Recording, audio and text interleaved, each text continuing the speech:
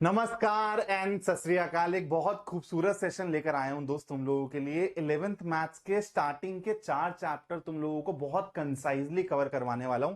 देखो करूंगा क्या इस पर्टिकुलर वीडियो के अंदर, कुछ इंपॉर्टेंट सवाल उठाए इन चारों चैप्टर से। इन इंपॉर्टेंट सवाल के अराउंड कॉन्सेप्ट डिस्कस करूंगा, यानी कि कॉन्सेप्ट थ्रू क्वेश्चंस टाइप का बेटा ये मैराथन रहने वाला है। तो ये टिपिकल मैराथन नहीं है, 6-8 घंटे तुम्हारे नहीं मांग रहा मैं।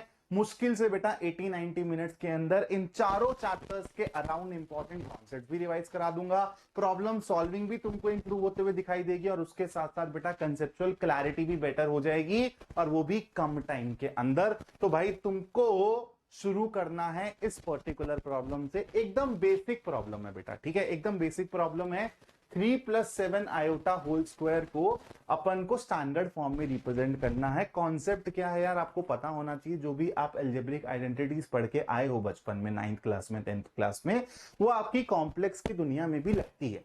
यही कॉन्सेप्ट है जो आपको पता होना चाहिए। तो यहां पर बेटा आप a+b का होल स्क्वायर वाला गेम खेल सकते हो। और अगर ये भी नहीं पता तो एकदम बेसिक लेवल से कर लो। कैसे बेटा, कि 3+7 आयोटा को इसी से ही तो मल्टीप्लाई करना। तो ये कर लो, या तो बेटा आप लोग क्या करो, डायरेक्टली यहां पे अपना आइडेंटिटी लगा लो a+b का होल स्क्वायर की। तो a स्क्वायर हो जाएगा बेटा मेरा 9, फिर मेरा होगा 2ab, तो ट्वाइस ऑफ 3 यानी कि 6, 6 सत्ते 42, और फिर आयोटा तो 42 आयोटा। और फिर आएगा बेटा b स्क्वायर, 7 आयोटा है तुम्हारा b की जगह पे, तो 7 आयोटा का स्क्वायर। ध्यान रखना बस यहां पे गड़बड़ नहीं करनी है। 7 आयोटा का स्क्वायर का मतलब है 49 आयोटा स्क्वायर। और 49 आयोटा, ये बेटा मैं वेक्टर पढ़ा रहा था तो मेरी कैप की आदत लगी हुई है, इसको हटा दो, छोड़ दो। तो यहां पर आयोटा स्क्वायर बेटा -1 होता है, तो ये -49 के बराबर हो जाएगा। तो आपका फाइनल आंसर क्या आएगा बेटा, -40 + 42 आयोटा। ठीक है, आप इसको ऐसे भी यहां पर भी डिस्ट्रीब्यूटिव प्रॉपर्टी लगा के कर सकते हैं, आपको आंसर यही मिलेगा। क्लियर है बेटा? चलो बढ़ते हैं थोड़ा सा और आगे। एक और सवाल है, एकदम बेसिक लेवल का सवाल है। इसमें कॉन्सेप्ट क्या यूज हो रहा है बेटा, कि आयोटा की पावर्स में कैसे खेला जाता है। तो आपको पता होना चाहिए कि भाई आयोटा स्क्वायर -1, आयोटा क्यूब। देखो कॉन्सेप्ट बता रहा हूं तुम लोगों को, तो रिवाइज करते रहना, ठीक है, दिमाग में अपने कॉन्सेप्ट घुमाते रहना पैरेलली।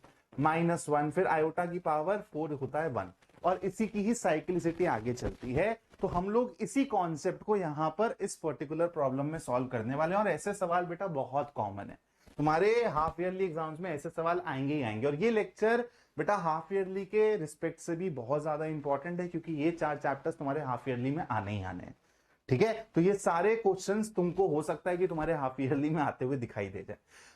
तो भाई इसको अपने को सॉल्व करना है। आयोटा की पावर 30 को मैं ऐसे लिख रहा हूं, देखो, आयोटा की पावर 4 की पावर 7, तो ये हो गया बेटा आयोटा की पावर 28। बचा क्या, आयोटा स्क्वायर, प्लस ये हो गया बेटा आयोटा की पावर 4 की पावर 10। ठीक है, और ये हो गया आयोटा की पावर 4 की पावर 15। आयोटा की पावर 4 बेटा 1 होता है, तो 1 की पावर 7 1 हो जाएगा, और आयोटा स्क्वायर -1। यहां पे आयोटा की पावर 4 अगेन 1, तो 1 की पावर 10 1 आएगा, और यहां पर भी 1 की पावर 15 आ जाएगा 1। तो तुम्हारा फाइनल आंसर क्या आया बेटा, आंसर आया तुम्हारा +1। This is your answer. ठीक है, एक सेट्स का सवाल है बेटा, बहुत ही इंपॉर्टेंट सवाल है, आराम से समझना। मैंने इसमें कुछ टाइपिंग एरर था, इसलिए मैंने करेक्ट कर दिया है। एक्स एंड वाई 2 सेट्स हैं, ठीक है। You is the universal set. यहां से आपका एक बहुत important set of formulas discuss हो जाएंगे, आराम से सुनना। Universal set such that number of elements in universal set is 800। अगर नहीं दिख रहा है, स्क्रीन कट रही है, तो मैं यहां पे लिख देता हूं बेटा। आपको दिया हुआ है ए और बी, या फिर एक्स और वाई 2 सेट्स हैं। यू आपका यूनिवर्सल सेट है। यूनिवर्सल सेट में कितने एलिमेंट्स हैं दोस्त, कितने लोग हैं, 800 लोग हैं। और नंबर ऑफ एलिमेंट्स एक्स में है बेटा 200 के बराबर, नंबर ऑफ एलिमेंट्स वाई में है आपके 300 के बराबर, नंबर ऑफ एलिमेंट्स आपके इंटरसेक्शन सेट में दिए हुए हैं 100 के बराबर। और आपको निकालना क्या है बेटा, आपको निकालना है ये, ठीक है, X complement intersection Y complement. तो यहां पर सबसे पहले आपका डी मॉर्गन्स लॉ रिवाइज करते हैं। बेटा तुमने कुछ ऐसी चीज भूले भटके पढ़ी होगी शायद, ए यूनियन बी का complement, A complement intersection B complement, A intersection B का कॉम्प्लीमेंट, ए का कॉम्प्लीमेंट यूनियन बी का कॉम्प्लीमेंट। कॉम्प्लीमेंट का साइन दोनों पे बांट दो और बीच का साइन चेंज कर दो। पढ़े हैं ये वाले रूल्स आप लोगों ने, है ना। यहां पर एन और एन लगा देना, मैंने एन एन नहीं लिखा, सिर्फ और सिर्फ मेरे को आपको रिकॉल करवाना है, इसलिए मैंने ऐसे लिख दिया।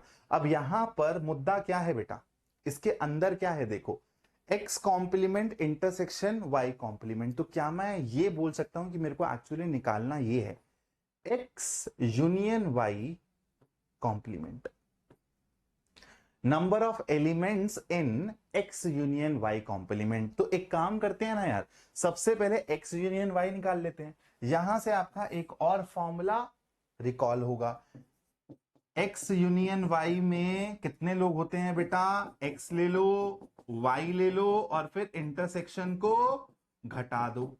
याद आ रही है सारी बातें। तो बेटा देखो आपको दिया हुआ है, ये दिया हुआ है 800 के बराबर, नहीं सॉरी, ये x दिया हुआ है आपको 200 के बराबर, तो 200 plus number of elements in y is 300। Intersection किसके बराबर है, इंटरसेक्शन है आपका 100 के बराबर। तो आपके यूनियन में कितने लोग आ जाएंगे, यूनियन में आ जाएंगे 500 माइनस 100 400। अब देखो दोस्त, यहां तक पहुंचना है, एक्स यूनियन वाई तक पहुंच गए हो। एक्स यूनियन वाई का कॉम्प्लीमेंट क्या होगा, यूनिवर्सल में से इसको माइनस कर दोगे तो आपको यही तो मिलेगा, ये और कुछ नहीं है बेटा। Universal minus number of elements in U minus number of elements in X union Y, यही तो है। तो आपका आंसर क्या आएगा, 800 माइनस 400, आपका आंसर आ जाएगा 400 के बराबर। ठीक है, तो यहां पर बेटा two set of important formulas use हो रहे हैं। एक तो ये फॉर्मूला यूज करके आपको पहले एक्स यूनियन वाई निकालना पड़ेगा, फिर आप लोगों को ये डी मॉर्गन्स के बारे में भी आइडिया लगना चाहिए, तभी आप इसमें रिलेशन बिठा पाओगे। और फिर एंड में यूनिवर्सल में से एक्स यूनियन वाई को माइनस करोगे, तब जाके एक्स यूनियन वाई का कॉम्प्लीमेंट मिलेगा जो आपको चाहिए। कहानी क्लियर। बढ़ते हैं नेक्स्ट सवाल की तरफ। सिंपल सा सवाल है भाई, यहां पर मैंने इसको इसलिए ले लिया क्योंकि ऐसे सवाल आपके आ जाते हैं यार 2 नंबर में कभी कभी स्कूल के एग्जाम में, तो रिवीजन हो जाएगी बेसिक से कॉन्सेप्ट की कि रोस्टर फॉर्म में कैसे लिखते हैं। तो अपने को बेटा यहाँ पे स्टेटमेंट फॉर्म में इंफॉर्मेशन दी हुई है, इसको रोस्टर फॉर्म में लिख देते हैं। तो set A such that x is there, x is a positive integer less than 10 and 2 to the power x minus 1 is an odd number। तो बेटा 2 to the power x तो हमेशा इवन होगा, इवन में से एक हटाओगे तो ये ऑड ही होगा। तो ये वाली चीज तो मैं चेक ही नहीं करूंगा, हमेशा ट्रू होगी। अब मेरे को पॉजिटिव नंबर लेस देन 10 लेना है, पॉजिटिव इंटीजर। तो बेटा ये रहा मेरा सेट 1 2 3 4 अप टू 9, ये मेरा पहले का आंसर है। दूसरा क्या है बेटा, see such that x square plus 7x minus 8 is equal to 0, x belongs to R. तो बेटा देखो ये तुम खुद कर लेना, इसके एक बारी रूट्स देख लो और वो देख लो कि वो रियल नंबर्स हैं या नहीं है, इमेजिनरी वाला केस तो नहीं है। तो अगर रियल होंगे तो बस वो लिख देना, वही तुम्हारे सेट के अंदर आ जाएंगे। चलो ये सवाल बेटा बहुत खूबसूरत है, इस वाले सवाल में तुम लोगों को मजा आएगा और दिमाग लगेगा। इस वाले सवाल को किस तरीके से हम लोग बेटर तरीके से सॉल्व कर सकते हैं, इसको मैं 2 या 3 तरीकों से सॉल्व करवा सकता हूं, लेकिन मैं तुमको बेस्ट तरीका सिखाने वाला हूं। तुम लोग समझने की कोशिश करना, अपने आप ही तुमको रियलाइज होगा कि यार हाँ, कि ऐसे स्मार्ट मेथड्स हम अपन लोगों को डेवलप करने पड़ेंगे, ऐसी अप्रोचेस अपने को डेवलप करनी पड़ेगी। क्या कह रहा है सवाल, इन अ क्लास ऑफ 60 स्टूडेंट्स, बहुत आराम से पढ़ेंगे बेटा, पॉज करके पहले तो खुद ही ट्राई करना, मैं स्क्रीन के सामने से हट जाता हूं। In a class of 60 students 23 play hockey, 15 play basketball, 20 play cricket, 7 play hockey and basketball, 5 play cricket and basketball and 4 play hockey and cricket. तो बेटा ये 3 गोले बनेंगे, वेन डायग्राम से करेंगे, 3 गोले बनेंगे और तीनों में कुछ ना कुछ कॉमन पॉइंट है। तो मेरे गोले ऐसे बना दूं मैं, किसी को कोई दिक्कत तो नहीं है, 1 गोला 2 गोला 3 गोला। अब तीनों गोलों के बेटा नाम ले लो, ठीक है। एक है तुम्हारा हॉकी का गोला, तो इसको एच बोल देते हैं। एक है तुम्हारा बास्केटबॉल का गोला, तो इसको बेटा बी बोल देते हैं। और एक है तुम्हारा क्रिकेट का गोला, तो इसको अपन लोग सी बोल देते हैं। अब बेटा इसने ना ये बहुत क्रूशियल इंफॉर्मेशन दी हुई है, कि टोटल 60 स्टूडेंट्स हैं और 15 ऐसे हैं जो कोई भी स्पोर्ट नहीं खेलते हैं। 15 do not play any of the 3 games. मतलब टोटल 45 लोग ही हैं जो खेल रहे हैं। तो ये जितना भी आपको दिख रहा है ना, कॉमन वाला सब कुछ हटा के वो 45 के इक्वल होना चाहिए। और मेरे को यहां पे बेटा ये दिया हुआ है कि हॉकी और बास्केटबॉल में क्या कॉमन है, क्रिकेट और हॉकी में क्या कॉमन है, क्रिकेट और बास्केटबॉल में क्या कॉमन है, लेकिन मेरे को ये नहीं दिया हुआ कि तीनों में क्या कॉमन है, जो कि ये वाला सेगमेंट है। तो नहीं दिया तो बेटा इसको मैं मान लेता हूं कि एक्स है। अब देखना मैं किस तरीके से गेम खेलूंगा, मैं किस तरीके से इक्वेशन बनाऊंगा। यहां पे मेरे को इन सर्कल्स को भरने की जरूरत नहीं है, सबसे पहले तुम ये समझना, क्योंकि मेरे को ये कॉमन वाला नंबर चाहिए ही होगा। तो सबसे पहले मैं इसकी तलाश करता हूं और इसके लिए थोड़ा सा स्मार्टली खेलता हूं। बेटा कैसे खेलूंगा, एक बात बताओ, अगर मैं पूरा हॉकी और पूरा बास्केटबॉल ऐड कर दूं, ठीक है, तो 23 और 15, तो ये जो कॉमन वाला पार्ट है हॉकी और बास्केटबॉल में, ये 2 बारी ऐड हुआ होगा। तो एक बारी इसमें से ये कॉमन वाला पार्ट माइनस कर देता हूं। और हॉकी और बास्केटबॉल में कॉमन कितना है, हॉकी और बास्केटबॉल में कॉमन है बेटा 7। तो मैंने ये 7 माइनस कर दिया। अभी तुमको क्या मिल चुका है बेटा, ये कंप्लीट सर्कल और ये कंप्लीट सर्कल तुमको मिल चुका है। ठीक है, ये तुम फिगर आउट कर चुके हो क्या क्या, कि ये प्लस ये वाला पोर्शन किसके बराबर है। अब मेरे को इसमें सिर्फ और सिर्फ बेटा ये ऐड करना है, क्या ऐड करना है, जो ये मैं व्हाइट से शेड कर रहा हूं, और इसको मेरे को 45 से इक्वेट करना है, क्योंकि 45 ही वो लोग हैं जो स्पोर्ट्स खेल रहे हैं। 15 तो खेल ही नहीं रहे, इसलिए 60 में से 15 माइनस कर दिया। अब ये व्हाइट वाला लिखना ना, यही थोड़ा सा ट्रिकी पार्ट है इस सवाल का, लेकिन आसानी से हम लोग सॉल्व कर देंगे। तो बेटा देखो, ये व्हाइट वाले पार्ट को अगर मेरे को लिखना है तो मैं पूरे सी वाले पार्ट को लिख देता हूं पहले। ठीक है, पूरा सी वाला पार्ट, क्रिकेट वाला पार्ट कितना है, 20 है, मैंने ऐड कर दिया 20। ठीक है, अब जब मैंने 20 ले लिया तो बेटा मेरा ये वाला पोर्शन भी आ गया, ये वाला पोर्शन भी आ गया उसमें, बोलो आया ना। ये वाला पोर्शन मेरे को चाहिए क्या, नहीं। तो मैंने इसमें से जो क्रिकेट और हॉकी में कॉमन है वो भी हटा दिए। क्रिकेट और हॉकी में कितने कॉमन है, 4। और क्रिकेट और बास्केटबॉल में जो कॉमन है कितने हैं, 5, वो भी हटा दिए। लेकिन जब आपने ये हटाए ना, तो ये जो एक्स वाला है ये 2 बारी हट गया बेटा।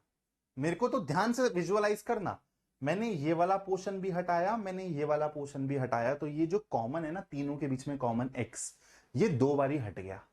तो ये आपको एक ही बारी हटाना था, तो एक बारी हट कर देंगे और इसको अपन लोग 45 से इक्वेट कर देंगे। यहां से आपको ये जो तीनों के बीच में कॉमन है वो मिल जाएगा, फटाफट से निकाल लेते हैं।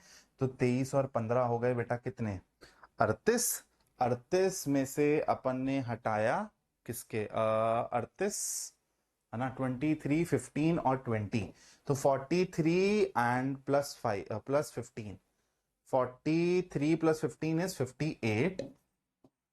ठीक है, -7 -4 -5, तो ये हो जाएगा बेटा 11 5 16 plus x is equal to 45। ठीक है, कैलकुलेशन एरर तो नहीं है, एक बार ही चेक कर देना। तो 42 हो गया ना ये, तो 42, x की वैल्यू 3 आ गई बेटा। हाँ सही है, वैल्यू अच्छी आ रही है, तो हमने कहीं पे भी कैलकुलेशन एरर नहीं किया है। तो बेटा अब मैं इन सब चीजों को हटाने वाला हूं। और अब देखो, अब तुम यहां पे तीनों के तीनों पार्ट को बहुत प्यार से सॉल्व कर सकते हो। 5 नंबर में ऐसा सवाल आने के बहुत ज्यादा चांसेस हैं। जो ये x है, जो ये x है दोस्त, ये तुमने निकाल लिया 3 के बराबर। अब तुमको किसी भी चीज से डरने की जरूरत नहीं है। अगर ये 3 है, 7 हॉकी और बास्केटबॉल में कॉमन है, तो ये 4 हो जाएंगे। हॉकी और क्रिकेट में 4 कॉमन है, तो ये 3 है, तो ये 1 हो जाएगा। और बास्केटबॉल और क्रिकेट में 5 कॉमन थे, तो ये 2 हो जाएगा। अब ये जो पोर्शन बचा, हॉकी का बचा हुआ पोर्शन बचा, जो सिर्फ हॉकी खेलते हैं, 23 में से 7 और 1 8, 8 माइनस कर दो तो ये हो जाएगा 15। बास्केटबॉल खेलते हैं 15, तो खाली बास्केटबॉल वाले कितने हो जाएंगे, 4 3 7 9, तो 15 में से 9 माइनस कर दो, ये आ जाएगा 6। और 20 है ना ये क्रिकेट वाले, तो 5 और 1 6, तो ये हो जाएगा 14। ये लो।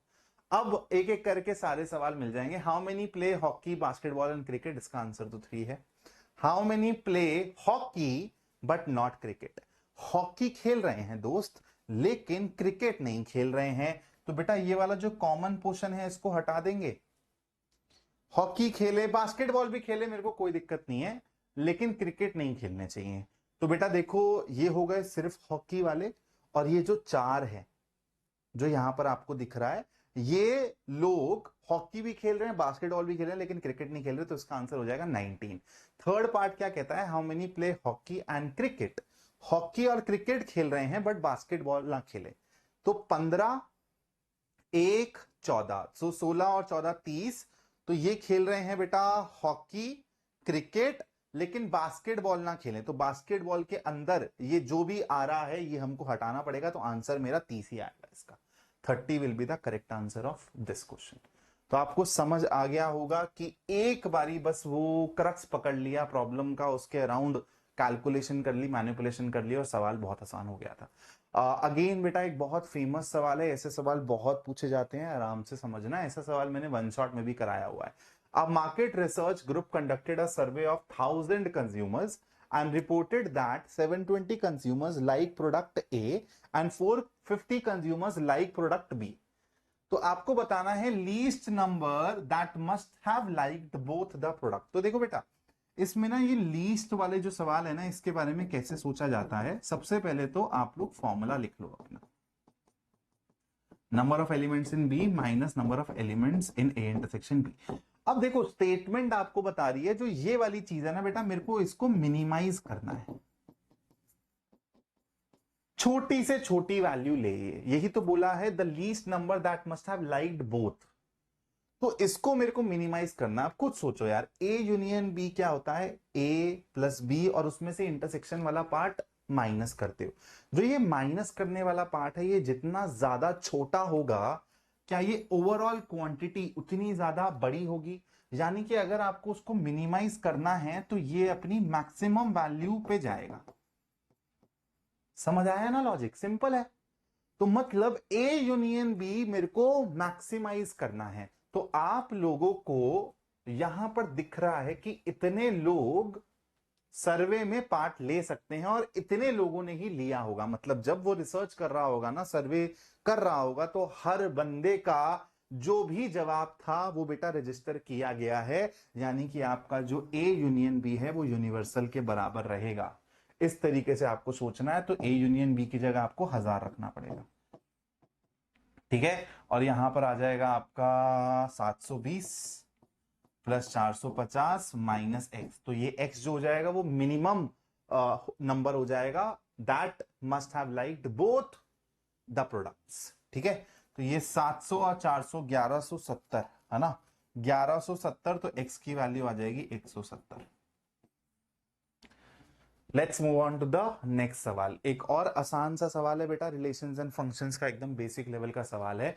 The Cartesian product A cross A has 9 elements. 9 elements है मतलब बेटा इसमें भी 3 होंगे, इसमें भी 3 होंगे। सबसे पहले तो ये डिकोड कर लेते हैं। Among which are found -1 0 and 0, 1। तो बेटा देखो जो ये पहले एलिमेंट्स होते हैं ये सेट ए से आए होते हैं, ठीक है, और ये सेट बी से आए होते हैं। यहां पे दोनों जगह सेम है, तो यहां पर भी ए सेट है, यहां पर भी ए सेट है। तो यहां पर -1 और 0 तो पक्का रहा होगा क्योंकि -1 as first element, 0 as first element दिख रहा है। और बेटा आपका दूसरा वाला जो है इसके बारे में, सेकंड एलिमेंट्स आपके दूसरे वाले सेट के बारे में बताएंगे, और दोनों सेट आपके सेम है तो यहां पर 0 भी रहा होगा, 1 भी रहा होगा। और दोनों सेट सेम है तो यहां पे -1, यहां पर 1। तो आपको बेटा आपका सेट ए मिल चुका है। Find the set A, we have already found the set A. Remaining elements of A by A cross A निकालने हैं। तो बेटा 2 दिए हुए हैं, बाकी 7 आप जानते ही हो, ऑर्डर्ड पेयर लिखना। तो -1 -1, फिर क्या हो जाएगा, -1 0 के साथ लिया हुआ है, -1 1 के साथ ले लो, ठीक है, हो गया। हाँ अब 0 को ले लो बेटा -1 के साथ, फिर 0 को ले लो बेटा 0 के साथ, 0 को 1 के साथ लिया हुआ है, फिर 1 को ले लो -1 के साथ, फिर 1 को ले लो 0 के साथ, और फिर 1 को ले लो 1 के साथ। ये रहे बाकी बचे हुए 7। यही लिखना है, आंसर आपका आ गया है, आपको मार्क्स मिल जाएंगे। चलो भाई, एक और सवाल है। यहां पर हम लोग क्या सीखेंगे कि यार कोई फंक्शन मॉडुलस फंक्शन है, उसके अराउंड कैसे सोचा जाता है। तो इसको अपने को रीडिफाइन करना है, इसके ग्राफ के ऊपर भी बात कर सकते हैं अपन लोग, और इसको किस तरीके से बेटा ब्रेक करना होता है उसके अराउंड भी हम लोग बात करेंगे। तो आपको पता होना चाहिए यार कि आपका मॉडुलस फंक्शन डिफाइन कैसे होता है। अगर आप यहां पर मॉडुलस एक्स के अंदर एक्स की वैल्यू 0 या फिर 0 से बड़ी रखेंगे तो आप इसको इस तरीके से देख सकते हैं, एक्स की तरह। और अगर आप इसमें नेगेटिव वैल्यू रखेंगे तो ये आपको -x आउटपुट देगा। ठीक है। अब यहां पर आप बोलोगे सर मॉडुलस के अंदर ना x-1 है और यहां पे x+6 है, तो अब इसको मैं कैसे ब्रेक करूं बेटा। तो 0 पॉइंट के अबाउट ब्रेक किया जाता है। जैसे यहां पर x = 0 मेरा ब्रेकिंग पॉइंट है, इसलिए 0 के अराउंड ब्रेक किया गया। यहां पर मेरा ब्रेकिंग पॉइंट क्या है, जहां पर x-1 0 होगा तो x = 1। और इसके लिए मेरा ब्रेकिंग पॉइंट क्या है, जहां पर x+6 मेरा 0 हो, यानी कि x की वैल्यू -6। तो अब आपको समझ आ गया होगा मेरे पॉइंट ऑफ कंसिडरेशन क्या है, -6 और 1। अब देखो हम लोग क्या करते हैं, प्रोसेस क्या है, नंबर लाइन पे बेटा इनको ना प्लॉट कर दो। x = -6 यहां आ जाएगा, x = 1 आ जाएगा यहां पर। अब ये जो आपने पॉइंट्स प्लॉट करे हैं, इन्होंने नंबर लाइन को कितने भाग में बांटा है वो सोचो। तो ये आपका फर्स्ट पार्ट हो गया, ये आपका सेकंड पार्ट हो गया, ये आपका थर्ड पार्ट हो गया। फर्स्ट पार्ट इज -6 से छोटी values, second is -6 to -1, and third part is 1 से ऊपर, 1 ऑनवर्ड्स। तो सबसे पहले बेटा -6 से ऊपर वाली, -6 से नीचे वाली वैल्यूज के लिए आई एम सॉरी सोचते। तो देखो यार, अब आपको पता है ये जो है मॉड ऑफ x-1 जो है, यहां पर अगर मैं 1 से ऊपर की वैल्यूज डालूंगा तो पॉजिटिव की तरह खुलेगा अकॉर्डिंग टू द डेफिनेशन। 1 से छोटी वैल्यूज डालूंगा तो ये उल्टा, यानी कि 1 - x की तरह खुलेगा। तो बेटा एक बात बताओ, 1 से छोटी वैल्यूज ही तो है ये। तो आप लोगों का यहां पर जो ये पहला वाला टर्म है, ये x-1 नहीं 1 - x की तरह खुलेगा। और जो सेकंड वाला टर्म है ये तो -6 पे ही इसका ब्रेकिंग पॉइंट है, तो उससे पहले तो ये नेगेटिव की तरह ही खुलेगा। तो ये कैसे खुलेगा बेटा, -(x+6). ठीक है, कहानी क्लियर। चलो अब बेटा इसको सॉल्व कर लेते हैं फटाफट से। तो 1 - x -x -6, तो ये हो जाएगा अपना -5, 1 - 6 ना, हाँ -5 - 2x। अब हम लोग -6 से -6 से 1 के बीच में देखेंगे कि फंक्शन हमारा कैसे रीडिफाइन होगा। तो अब बेटा देखो, -6 से -1 की बात करें तो सबसे पहले जो चीज सोचनी आसान है उसके बारे में सोच लेते हैं। भाई ये तो x+6 की तरह ही खुलेगा, ठीक है। तो ये तो माइनस और फिर यहां पर हो जाएगा आप लोगों का x+6। यहां पर मैंने एक चीज गड़बड़ कर दी, क्या वहां पर एक और माइनस साइन आना चाहिए था ना। अब माइनस साइन पहले से भी लगा हुआ है ना, तो यहाँ पे बेटा प्लस हो जाएगा ये। ठीक है, इसको हम लोग करेक्ट कर देते हैं। तो ये हो गया आपका 1 + 6 यानी कि 7। क्लियर। ये बेटा अब कैसे खुलेगा, x+6 की तरह खुलेगा, -6 से ऊपर वाली वैल्यूज के लिए। और ये अभी भी नेगेटिव खुलेगा। तो ये अभी भी बेटा कैसे खुलेगा, नेगेटिव ऑफ x-1 यानी कि 1 - x, जैसे वहां पे लिखा हुआ था। हाँ, अब आएगी वो वाली वैल्यू जो पहले आई थी, यानी कि -5 - 2x। और फिर 1 से बड़ी वैल्यूज के लिए क्या करेंगे बेटा, 1 से बड़ी वैल्यूज के लिए ये भी पॉजिटिव है, ये भी पॉजिटिव है, तो ये ऐसे ही खुल जाएंगे, x-1 -x - 6। ठीक है, तो ये गया अपना, ये आ गया -7। क्लियर कहानी, डन। किसी को कोई दिक्कत, किसी को कोई परेशानी, एक बारी बस क्रॉस चेक कर लो कि कहीं पे कैलकुलेशन एरर ना किया हो। तो यहां पर अपने का नेगेटिव में खुलना था तो x+6 है, यहां पर अपना -x -6 होना चाहिए था तो -7 है।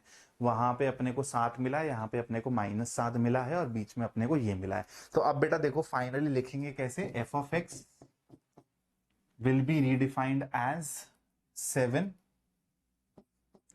when x is less than -6।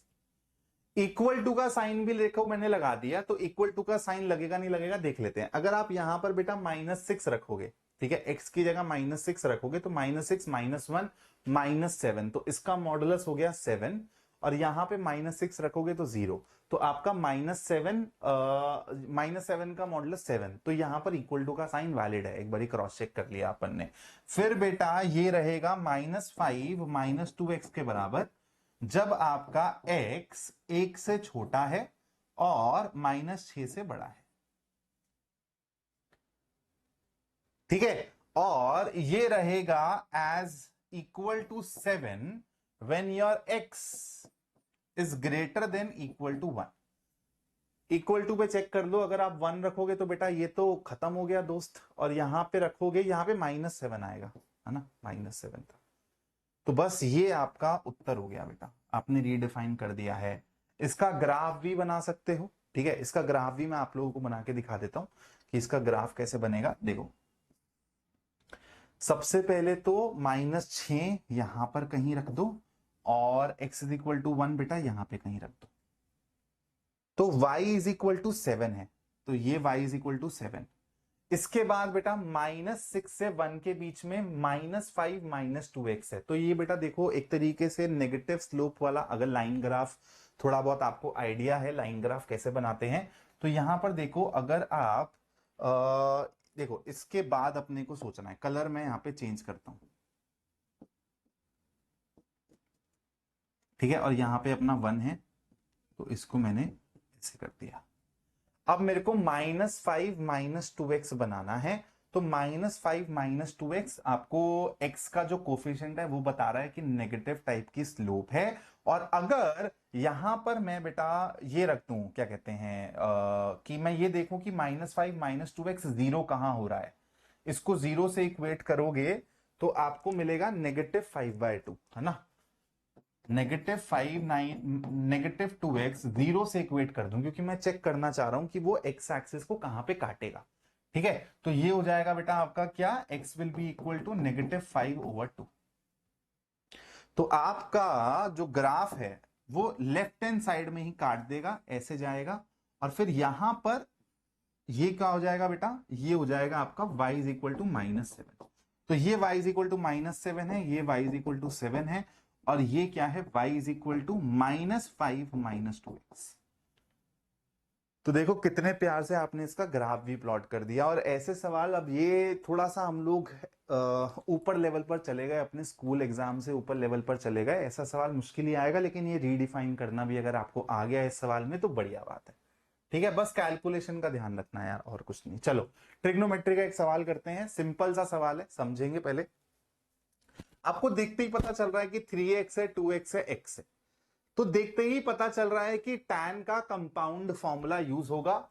तो tan 3x को अगर मैं ऐसे लिख दूं, किसी को कोई आपत्ति है? आप बोलोगे नहीं सर। अब बेटा यहां पे tan of a plus B का फॉर्मूला अगर हम लोग लगा दें तो यहां पे हो जाएगा tan a plus tan b upon में 1 minus tan a tan b। बस अब आपको बेटा कुछ नहीं करना, इसको इधर उधर भेज के आपको जो प्रूफ करना था वो आप बड़ी इजीली प्रूफ कर सकते हो। इसको क्रॉस मल्टीप्लाई कर दो, tan 3x है तो tan 3x, और ये हो जाएगा आपका minus tan 3x tan 2x tan x is equal to tan 2x plus tan x, ठीक है। तो अगर आप देखो इसको उठा के लेफ्ट हैंड साइड पे लेके जाओगे तो आपको राइट हैंड साइड मिल जाएगी, इसको राइट हैंड साइड पे फेंकोगे तो ये मिल जाएगा। तो यहां से आप क्लियरली लिख सकते हो tan 3x tan 2x tan x will be equal to tan 3x minus tan 2x minus tan x। और बेटा इसको ना आप एज फॉर्मूला भी अपने दिमाग में रखो, अगर आप कॉम्पिटिटिव एग्जाम्स के लिए तैयारी कर रहे हो, इस पे डायरेक्टली सवाल आते हैं, स्पेशली एनडीए एग्जाम में इसमें बहुत सवाल आते हैं, तो आप डायरेक्टली इस फॉर्मूले को वहां पर अप्लाई कर सकते हो। tan 3x 2x x का जो मल्टीप्लीकेशन होता है वो tan 3x minus tan 2x minus tan x के बराबर होता है। एक और सवाल है बेटा, ये अच्छा सवाल है, इसमें थोड़ा सा आपको मैनिपुलेशन करके रीअरेंजमेंट करनी पड़ेगी। तो सबसे पहले ना सवाल, अगर ट्रिग्नोमेट्री का प्रूफ वाला सवाल आए ना, उसकी फॉर्मेशन देखा करो दोस्त, आप उसकी फॉर्मेशन को समझ लो, उसके बाद आपको अपने आप ही समझ आएगी कि क्या अप्रोच लगानी चाहिए। तो यहां पर बेटा 2 साइन स्क्वायर बीटा है, ठीक है। यहां पर 4 cos alpha plus beta type कुछ दिया हुआ है। कॉस का कंपाउंड एंगल फॉर्मूला यहां पे लगा सकता हूं अगर सही लगेगा तो। और यहां पर है बेटा कॉस 2 अल्फा प्लस बीटा, और मेरे को कॉस 2 अल्फा के बराबर प्रूव करना है, मतलब कॉस में जाना है और वो भी डबल एंगल में जाना है, ठीक है। तो सबसे पहले तो बेटा मैं यहां से ही चेंज करना चालू करता हूं और इसको डबल एंगल में लेकर आता हूं, क्योंकि मेरे को पता है ना मेरा दो फॉर्मूलाज है, 1 प्लस कॉस 2 अल्फा किसके बराबर होता है, 2 कॉस स्क्वायर अल्फा के बराबर होता है। 1 माइनस कॉस 2 अल्फा किसके बराबर होता है, 2 साइन स्क्वायर अल्फा के बराबर। तो मेरे को जब यहां पे डायरेक्टली दिख रहा है और मेरे को पता है कि मेरे को ट्वाइस डबल एंगल में जाना है, तो मैं एक काम करता हूं, सबसे पहले तो मेरे को यही स्ट्राइक कर रहा है कि मैं इसको ऐसे लिख देता हूं 1 माइनस कॉस 2 बीटा, ठीक है, प्लस, चलो भाई, cos of alpha plus beta, cos of alpha plus beta में कॉस अल्फा कॉस बीटा फिर minus sine alpha sign beta मिलेगा मेरे को, है ना। और यहाँ पे 4 खड़ा हुआ है और यहाँ पे sine alpha sign beta type का कुछ खड़ा हुआ है, और यहाँ पे cos of 2 alpha plus beta है। तो अगर यहां पर भी मैं कंपाउंड एंगल फॉर्मूला लगा दूं, ठीक है, मेरे को बनती हुई दिखाई दे रही है, कंपाउंड एंगल फॉर्मूला लगाओ बेटा, ठीक है। तो 4, अब देखो यार यहां पे ना थोड़ा सा गेम खेल लो, यहां पे थोड़ा सा गेम खेल लो। किस तरीके से, यहां पर 1 2 यहां रखो, ठीक है, यहां से कॉस अल्फा कॉस बीटा निकलेगा और फिर माइनस में साइन अल्फा साइन बीटा निकलेगा, ठीक है। चलो एक काम करता हूं, वो आपको नेक्स्ट स्टेप में ही सिखाऊंगा वरना आप कंफ्यूज हो जाओगे। तो 4 और फिर यहां पर आ जाएगा दोस्त cos alpha cos beta minus sine alpha sign beta, और फिर प्रोडक्ट में एक हमारे पास साइन अल्फा साइन बीटा खड़ा हुआ है, साइन बीटा, ठीक है। और फिर यहां पे प्लस, इसको भी ओपन कर दो बेटा, तो ये हो जाएगा cos 2 alpha cos 2 beta minus sine 2 alpha sine 2 beta. अब यहां से बेटा मैनिपुलेशन करके अपने को जहां तक पहुंचना है वहां तक अपन लोग पहुंचने की कोशिश करते हैं। 1 माइनस कॉस 2 बीटा है, बहुत अच्छी बात है, अभी मेरे को इसको छेड़ने का कोई फायदा दिख नहीं रहा है। कॉस 2 बीटा मेरे को यहां पर भी दिख रहा है, लेकिन अभी कुछ कॉमन लेने पे मेरे को कुछ फायदा वायदा होगा नहीं, लेकिन मेरे को साइन 2 अल्फा साइन 2 बीटा दिख रहा है। और यहां पर मेरे को दिख रहा है कि यार मैं अगर इसको मल्टीप्लाई कर दूं, है ना, ये ब्रैकेट खोल दूं, तो कॉस अल्फा साइन अल्फा 1 2 के साथ, क्योंकि साइन 2 अल्फा क्या होता है, 2 साइन अल्फा कॉस अल्फा, और साइन 2 बीटा क्या होगा बेटा, 2 साइन बीटा कॉस बीटा। तो मेरे को यहां से बनते हुए दिखाई दे रहे हैं जो उसको खा जाएंगे। तो बेटा मेरे को नेक्स्ट स्टेप समझ आ गया मेरा, देखो इसी तरीके से सोचना है, 1 माइनस कॉस 2 बीटा, ठीक है। अब इस ब्रैकेट को खोल लो, इस वाली चीज को खोल लो, तो 4 cos alpha cos beta sine alpha sign beta, इसको देखो मैं ऐसे लिख रहा हूं, 2 साइन अल्फा कॉस अल्फा और फिर 2 साइन बीटा कॉस बीटा। समझ गए कैसे गेम खेला है। और फिर बेटा यहां पर क्या आ जाएगा, माइनस, और इसको अगर आप करते हो -4 sine square alpha sine square beta, और यहां पर अपने पास आ जाएगा cos 2 alpha cos 2 beta minus sine 2 alpha sine 2 beta. जो चीज कट रही है उसको काट दो बेटा, देखो ये क्या है साइन 2 अल्फा, ये क्या है साइन 2 बीटा, प्लस में है तो बेटा ये तो खत्म हो गया। अब मैं इसको थोड़ा सा रब कर रहा हूं बेटा, ठीक है, स्टेप बाय स्टेप अपन लोग देखेंगे, इसको रब कर दो।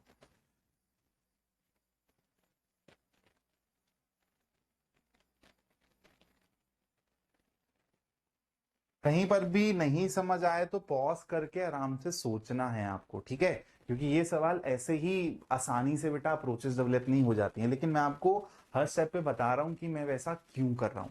तो आपको बस उन चीजों को दिमाग में घुमाना है और सोचना है कि हाँ यार this is the logical way to move ahead. तो आपको समझ आ गया कि भाई ये कट गया है। अब देखो 1 अभी भी खत्म नहीं हुआ है problem, 1 minus cos two beta, रह गया है मेरे पास -4 sine square alpha sine square beta, ये रह गया है बेटा, ठीक है। स्क्वायर टर्म्स आ गई है मेरे पास फिर से, और यहां पे मेरे पास बचा है क्या दोस्त, cos two alpha cos two beta, cos two beta. और मेरे को कॉस टू अल्फा छोड़ना है, बीटा तो मतलब खत्म ही होना चाहिए दोस्त, बीटा तो खत्म ही होना चाहिए। चलो इसको भी अब अपन ने गायब कर दिया। अब नेक्स्ट स्टेप सोचते हैं इसके बाद। तो देखो यार, अब मेरे को क्या चाहिए, मेरे को ये sign square alpha sine square beta वाली टर्म नहीं चाहिए, है ना। मेरे को ये नहीं चाहिए, मेरे को ट्वाइस ऑफ द उसमें जाना है, ट्वाइस एंगल फॉर्मूला में जाना है। तो मैं दोबारा से एक काम करता हूं, इस वाले फॉर्मूला को यूज करने की कोशिश करता हूं और देखता हूं मैं कहां पहुंच रहा हूं, जो नीचे वाला फॉर्मूला है, ठीक है। तो मैंने यहां पे लिख दिया 1 माइनस कॉस टू बीटा, इसको मैंने लिख दिया यहां पर -4 को बाहर ही रहने दो बेटा, ठीक है। और साइन स्क्वायर अल्फा किसके बराबर हो जाएगा आपका, 1 माइनस कॉस टू अल्फा बटे 2, है ना, ठीक है। और फिर साइन स्क्वायर बीटा किसके बराबर हो जाएगा, 1 माइनस कॉस टू बीटा बटे 2। अब आपको समझ आया होगा सर ने ये 4 बाहर क्यों छोड़ा है, ठीक है। Plus cos two alpha cos two beta. अब कुछ नहीं करना बेटा, अब तुम बस इसको रीअरेंज कर दो, तुम्हारा आंसर आ चुका है, गेम खत्म हो चुका है। 1 माइनस कॉस टू बीटा, यहां पर क्या आ जाएगा, ये माइनस साइन है, ध्यान रखना। तो ये हो जाएगा तुम्हारा, अगर तुम इसको ओपन करते हो ब्रैकेट को, तो -1, और फिर आएगा माइनस कॉस टू बीटा यानी कि plus cos two beta, minus cos two alpha with minus sine यानी कि प्लस कॉस टू अल्फा। सिर्फ बेटा ब्रैकेट ओपन करके रीअरेंज कर रहा हूं, इसके अलावा कुछ भी नहीं कर रहा हूं। ये प्लस में और ये माइनस में, तो ये minus cos two alpha minus cos two alpha cos two beta plus cos two alpha cos two beta. अब देखो चीजें खत्म होती हुई दिखाई दे रही हैं। आप बोलोगे सर यस, ये गया इसके साथ, ये गया इसके साथ, यहां पे cos 2 बीटा किसने लिखा है, अरे सर आपने ही तो लिखा है, यहां पे बेटा अल्फा आएगा, ठीक है। यहां पे देखो, जब सेकंड वाला वैसे आएगा, लेकिन हाँ cos 2 अल्फा आएगा आपका यहाँ पे। सेकंड वाला वैसे अल्फा की टर्म में निकलेगा या बीटा की टर्म में निकलेगा, लिख देता हूं यहाँ पे, कोई बात नहीं, दोबारा फिर काटा पीटी कर देंगे, ठीक है। तो देखो 1 को 1 के साथ लिया विद माइनस, तो -1, 1 को माइनस कॉस टू बीटा के साथ लिया तो माइनस कॉस टू बीटा, लेकिन विद माइनस साइन तो प्लस हो जाएगा। और फिर मैंने माइनस कॉस टू अल्फा को 1 के साथ लिया तो माइनस कॉस टू अल्फा हो जाएगा विद माइनस साइन, तो ये हो जाएगा कॉस टू अल्फा। तो बेटा इसको इसके साथ उड़ा दो, और ये आपका पूरा का पूरा इसके साथ उड़ रहा है, बचा क्या, cos two alpha is equal to right hand side, hence proved. तो अच्छा खासा बेटा प्रूफ वाला सवाल था ये, ठीक है, कि हमको यहाँ पे 2-3 फॉर्मूलाज यूज करने पड़े, फिर बाद में रीअरेंज भी करना पड़ा, और थोड़ा सा मतलब सतर्क रहना पड़ा कि अगले स्टेप में क्या करूं, अगले स्टेप में क्या करूं। तो थोड़ा सा अच्छे लेवल का प्रॉब्लम मैं इसको बोलूंगा, एक बारी दोबारा से आप लोग इसको जरूर देख लेना रिवाइंड करके। अगला सवाल आप लोगों के सामने है बेटा, देखो अगेन सवाल की फॉर्मेशन समझेंगे पहले, उसके हिसाब से अप्रोच डेवलप करेंगे दोस्त। तो कॉस स्क्वायर एक्स है, फिर cos square x plus pi by 3 है, cos square x minus pi by 3 है, और मेरे को 3/2 के बराबर इसको प्रूफ करना है। 3/2 चाहिए मेरे को, 1/2 की झलक दिख रही है ना, 2 आपका डिनोमिनेटर में दिख रहा है दोस्त। तो मेरे को दोबारा से ना, और देखो यार 1/2 की झलक दिखे तो ये वाले फॉर्मूले दिमाग में आपके चमकने चाहिए कि cos square alpha sine square alpha इस टाइप से दिया हो, तो मैं एक बाय 2 वाली फॉर्मेशन देख सकता हूं, 1 प्लस कॉस 2 अल्फा बाय 2, ठीक है। तो मैं उसी चीज को यहां पे यूज करूंगा, क्योंकि मेरे को राइट हैंड साइड पे 3/2 दिख रहा है, तो इसको मैं लिख देता हूं बेटा 1/2, और फिर अंदर क्या आ जाएगा मेरे पास 1 प्लस कॉस 2x। और बेटा देखो यहां पर भी 1/2 की फॉर्मेशन आएगी, तो 1/2 में सबसे ही कॉमन निकाल लेता हूं स्टार्टिंग में, ठीक है, मैंने सबसे ही कॉमन निकाल लिया, प्लस यहां पर आ जाएगा 1 plus cos twice of this यानी कि 2x प्लस 2π/3, और फिर क्या आएगा 1 plus cos twice of this 2x minus 2π/3, 2x minus 2π/3। चलो तो बेटा देखो 1/2 1 + 1 + 1 आता हुआ दिखाई दे रहा है तुमको, जो चाहिए था। तो 1 + 1 + 1 3 हो जाएगा, प्लस cos 2x। ठीक है, और देखो बेटा यहां पर अब cos 2x + 2π/3 है, और यहां पे cos 2x माइनस 2π/3 है। तो यहां पर cos c plus cos d का फॉर्मूला लगा दो। cos c plus cos d का फॉर्मूला क्या होता है, फटाफट से रिवाइज कर लेते हैं। cos c plus cos d का फॉर्मूला होता है sir twice of cos c plus d/2, और cos ही आता है आगे भी दोबारा से c माइनस d/2। सारे फॉर्मूला फिंगर टिप्स पे होने चाहिए। ऑलरेडी एक वीडियो डाल रखी है जहां पे 10 मिनट में तुमको बताया है how to memorize all the formulas. उसमें मैंने आपको ट्रिक्स वगैरह भी बता रखी है, कभी नहीं भूलोगे फॉर्मूला, देख लेना एक बार वाला लेक्चर, मैं वीडियो के एंड में लगा भी दूंगा। तो बेटा देखो यहां पर cos c plus cos d लगा देता हूं, तो 1/2 फिर 3 प्लस cos 2x, और यहां पर प्लस ट्वाइस ऑफ cos। दोनों को ऐड करोगे तो 2π/3 वाली टर्म गायब हो जाएगी, तो ये आ जाएगा cos 2x, और फिर आ जाएगा बेटा cos, दोनों को माइनस करोगे तो इस बारी 2x वाली टर्म जाएगी, तो 2π/3 आ जाएगा। cos 2π/3 किसके बराबर होता है बेटा, cos 2π/3 होता है -1/2 के बराबर, है ना। तो ये कुछ ऐसा हो जाएगा ब्रैकेट के अंदर मामला, 3 plus cos 2x plus 2 cos 2x times -1/2। तो देखो cos 2x और -2x, cos 2x खत्म हो गया, आंसर क्या बचा 3/2। लेकिन इसकी अप्रोच तुमको इजीली दिख गई, क्योंकि राइट हैंड साइड में तुमको 3/2 दिख रहा था, तुमको समझ आया कि यार ये स्क्वायर फॉर्म में दिए हुए हैं, इसको मैं फटाफट से डबल एंगल फॉर्म में ले जाता हूं, और वहां से अपने आप ही मैनिपुलेशन करके इजीली आंसर आ गया। ठीक है, चलो 2 सवाल अच्छे कर लिए, एक सवाल बड़ा मुन्ना सा कर लेते हैं जिसमें पेन भी उठाने की जरूरत नहीं पड़ेगी। A wheel makes 360 revolutions in 1 minute, through how many radians does it turn in 1 second. तो रेडियंस बताने हैं आपको, कितना रेडियंस घूमेगा 1 सेकेंड के अंदर। 360 रेवोल्यूशन है, तो एक रेवोल्यूशन में 2π रेडियन घूमता है ना। तो 360 में 2π मल्टीप्लाइड बाय 360 घूमेगा, ये हो रहा है 1 मिनट, यानी कि ये 60 सेकंड का कार्य है। निकालना किसका है बेटा, 1 सेकंड का। तो 1 सेकंड के लिए आपका आंसर आ जाएगा, यूनिटरी मेथड लगा दो, 2π मल्टीप्लाइड बाय 360 ओवर 60, तो 6 12 पाए मेरा आंसर आएगा। ठीक है, आसान था ये तो। चल हाँ जी, एक बहुत बेसिक सवाल लिया है जहां पर आपको कॉम्प्लेक्स नंबर को स्टैंडर्ड फॉर्म से पॉलर फॉर्म में लेके जाना होता है। तो यहां पर आपका कॉम्प्लेक्स नंबर मैं ऐसे लिख दूं, किसी दिक्कत तो नहीं है, -3 + 0 आयोटा। अब आपको पता होना चाहिए पोलर फॉर्म के लिए क्या करते हैं हम लोग, x जैसे x प्लस आयोटा y है, तो x को r cos थीटा से, y को r sin थीटा से हम लोग इक्वेट करते हैं। तो -3 हो जाएगा आपका r cos थीटा, और 0 हो जाएगा आपका r sin theta. Squaring and adding करोगे तो यहां पे तुमको r मिल जाएगा, r² = 9, तो r मिल जाएगा 9 के बराबर, और r मिल जाएगा सॉरी तुमको 3 के बराबर। और देखो बेटा नेगेटिव साइन है वैसे यहाँ पे, ठीक है, कि आपको अब cos थीटा चाहिए -1 और sin थीटा आपको चाहिए 0, तो ये 180 डिग्री पर होगा, पाए पर होगा, तो थीटा की वैल्यू सीधा सीधा मेरे को पाए दिख रही है।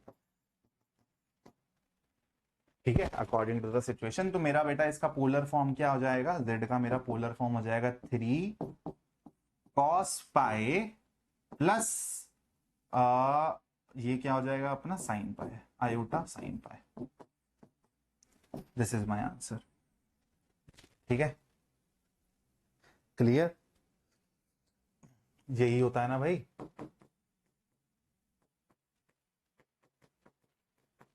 आर की वैल्यू 3 सब्स्टिट्यूट कर दी, थीटा की वैल्यू पाई सब्स्टिट्यूट कर दी, आपका आंसर आ गया। चलो, आयोटा की पावर -39 को एवेल्युएट करना है। नेगेटिव पावर्स के साथ कैसे डील करते हैं बेटा, ऑलरेडी तुमको पता है, इसको डिनोमिनेटर में ले जाओ पहले। अब तो यार बहुत ही आसान हो गया, यहां पर ज्यादा मत्था मारने की जरूरत नहीं है। मल्टीप्लाई डिवाइड कर दो आयोटा की पावर 39 से। इसको करने के और भी तरीके हैं, मैं अपना तरीका आप लोगों को बता रहा हूं। तो यहाँ पर बेटा आयोटा की पावर 39 है, तो इसको आप लिख सकते हो आयोटा की पावर 36 आयोटा क्यूब, और नीचे हो जाएगा आपका आयोटा की पावर 78। ठीक है, आयोटा की पावर 36 आयोटा की पावर 4 की पावर 9 हो जाएगा, तो ये चीज तो बेटा बन जा रही है। और आयोटा का क्यूब किसके बराबर होता है? माइनस आयोटा, है ना, बताया था स्टार्टिंग में। आयोटा की पावर 78 को कैसे लिख सकते हो? आयोटा की पावर 4 टू दी पावर 76 बनाना है मेरे को, तो 19 हो जाएगा ये। ठीक है, तो यहां पर आयोटा की पावर 4 की पावर 19 76 तक पहुंच गया आयोटा का स्क्वायर। तो ये बेटा मेरा अगेन 1 चला गया, तो आयोटा का स्क्वायर मेरा -1 होता है, तो माइनस से माइनस कैंसिल हो जाएगा, आंसर आयोटा आएगा। ठीक है, आयोटा की स्क्वायर की जगह -1 डालोगे तो माइनस आयोटा अपॉन -1 आएगा, which will be iota. Let's move on to the next problem. हाँ जी, बहुत इंपॉर्टेंट सवाल है, तुम्हारे एनसीईआरटी के मिसलेनियस में भी है, एनसीईआरटी एग्जाम्पलर में भी है वाला सवाल। आपको ये दिया हुआ है कि 1 plus iota upon 1 minus iota की पावर m 1 के बराबर है, तो least positive integral value of m बतानी है, जिसके लिए ट्रू होगा। और ये ना बहुत इंपॉर्टेंट फॉर्मेशन है, एनडीए जेई मेन के एग्जाम में 1 plus iota upon 1 minus iota, 1 minus iota upon 1 plus iota, ये वाली फॉर्मेशन बहुत ज्यादा इंपॉर्टेंट है। तो इसको तो तुम डायरेक्टली ही याद रख लेना कि जैसे 1 plus iota upon 1 minus iota, power को भूल जाओ थोड़ी देर के लिए, फटाफट से इसके साथ कॉन्जुगेट वाला गेम खेलो। ठीक है, तो ऊपर हो जाएगा a प्लस बी का होल स्क्वायर लगेगा बेटा, तो ये हो जाएगा 1 plus iota square plus 2 iota upon में, यहां पर बेटा देखो 1 माइनस आयोटा 1 प्लस आयोटा, तो 1 स्क्वायर प्लस 1 स्क्वायर यानी कि 2 हो जाएगा मेरे पास। आयोटा स्क्वायर -1 होता है, तो 1 माइनस 1 खत्म, 2 आयोटा अपॉन 2 आयोटा के बराबर आया। तो बहुत ज्यादा इंपॉर्टेंट है, ध्यान रखना, 1 plus iota upon 1 minus iota iota के बराबर होता है। अब आयोटा की पावर m आपको n1 दिया हुआ, लीस्ट पॉसिबल इंटीग्रल वैल्यू पूछ रहा है आपसे, तो m की वैल्यू क्या हो जाएगी? 4। ठीक है, positive integral value, hence the answer is 4। ये बेटा सवाल मैंने जानबूझ के लिया है क्योंकि एक बहुत इंपॉर्टेंट कॉन्सेप्ट है जो डिस्कस करना है। और यार देखो, आप लोग ना, मैंने एक टेलीग्राम ग्रुप बना रखा है क्लास 11th के स्टूडेंट्स के लिए, क्लास 11 मैथ्स बाय गगन मक्कड़ करके ही टेलीग्राम ग्रुप है, उसको दोस्त ज्वाइन कर लेना। उसमें बाकी भी स्टूडेंट्स हैं, वो आप लोगों की हेल्प आउट कर देंगे, आप लोग सवाल पूछ सकते हो एक दूसरे से, वो ओपन ग्रुप है, तो उसमें आप जरूर आ जाना। आपको एक्स्ट्रा क्वेश्चन चाहिए वहां पर मैं आपको प्रोवाइड कर दूंगा। उसके साथ साथ आप लोगों को पता चलता रहेगा कि सर आगे हमारे लिए क्या प्लान कर रहे हैं। और अगर बेटा आप लोग 11th के मैथ्स का कुछ कोर्स वगैरह चाहते हो तो भी मेरे को बताना कि सर हाँ हमको एक क्लोज एनवायरनमेंट में पढ़ना है और हमको आपसे समझ आता है पढ़ के, तो आप लोग इस वीडियो के नीचे कमेंट करना। अगर आप लोग इंटरेस्ट दिखाओगे तो मैं फिर कोर्स के बारे में सोचूंगा, नहीं तो मैं यूट्यूब पे ही आप लोगों को पढ़ाता रहूंगा।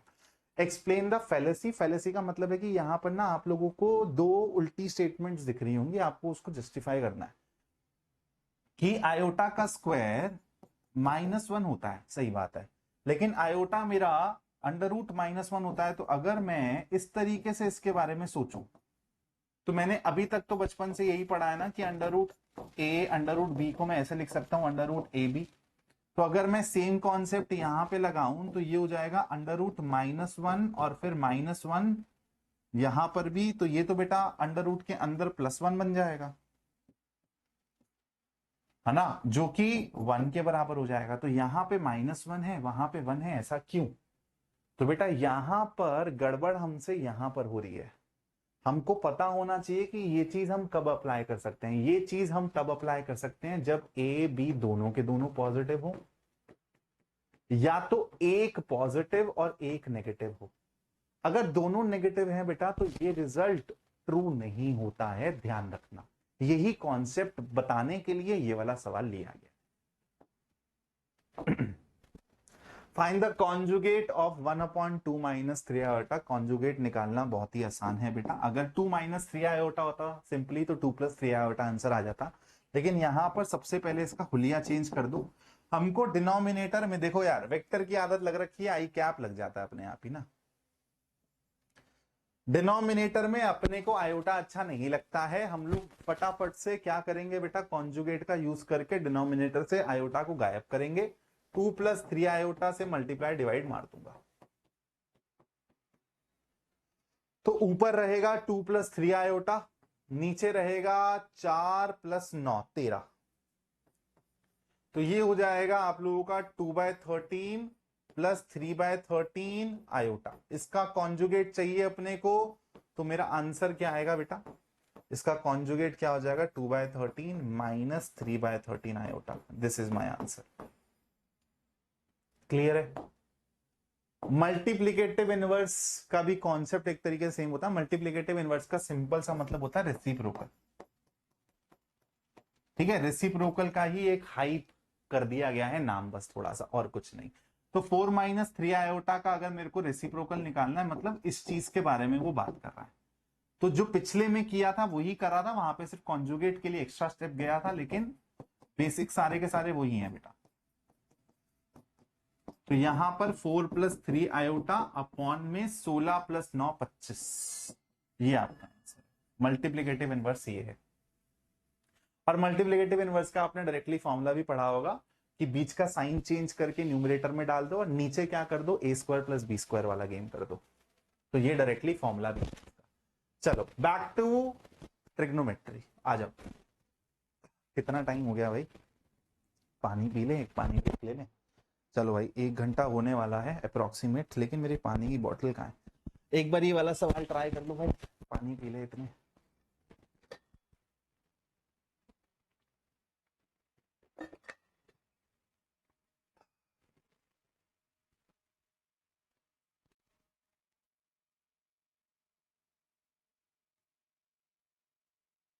Okay, 265।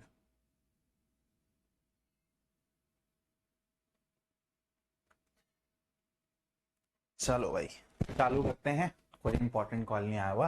देखो इस टाइप के सवाल भी बहुत ज्यादा इंपॉर्टेंट है। आप सबसे पीछे वाले यहां से रूट से चालू करेंगे। इसको थोड़ा सा बेटा विजुअलाइज करो कि अगर आप 2 निकाल देते हो यहां से बाहर, तो आपको क्या मिलेगा? 1+cos8 theta. ठीक है, 1+cos8 थीटा, जो कि किसके बराबर हो जाएगा? 1+cos2 थीटा वाला फॉर्मूला लगाओ। 1+cos2 थीटा अगर 2cos² थीटा होता है, तो ये हो जाएगा 2cos² 4 थीटा। ठीक है, तो यहां पर 2cos² 4 थीटा, जो कि क्या हो जाएगा? 4cos² 4 theta. तो मतलब इस रूट के अंदर आपको ये मिल रहा है, जो ये रेड से मार्क्ड है। इसको रूट से बाहर निकालोगे तो क्या मिलेगा? 2cos4 theta. ठीक है, तो चल अब हम लोग कहां तक पहुंच चुके हैं बेटा? ये वाला रूट, सबसे लास्ट वाला रूट हमने सॉल्व कर दिया है। अब इसके ऊपर आ जाओ। तो अब आपको क्या मिल रहा है दोस्त? अब आपको कुछ ऐसा मिल चुका है, सेकेंड रूट तक पहुंच चुके हैं हम लोग पीछे से। 2+2cos4 theta. ठीक है, अब हम लोग इसको सॉल्व करेंगे। इसको सॉल्व करेंगे अगेन। अगर मैं यहां पे 2 कॉमन ले लूं तो 1+cos4 थीटा, अगर मैं फॉर्मूला लगाऊंगा तो मेरे को 2cos² 2 थीटा मिलेगा। 2cos² 2 theta. एंगल को आधे करते रहो। ठीक है, यही इसका हैक भी है, ये इसका ट्रिक भी होता है। तो यहां पे रूट के अंदर आ जाएगा 4cos² 2 थीटा। आपको आउटपुट क्या मिलेगा? 2cos2 theta.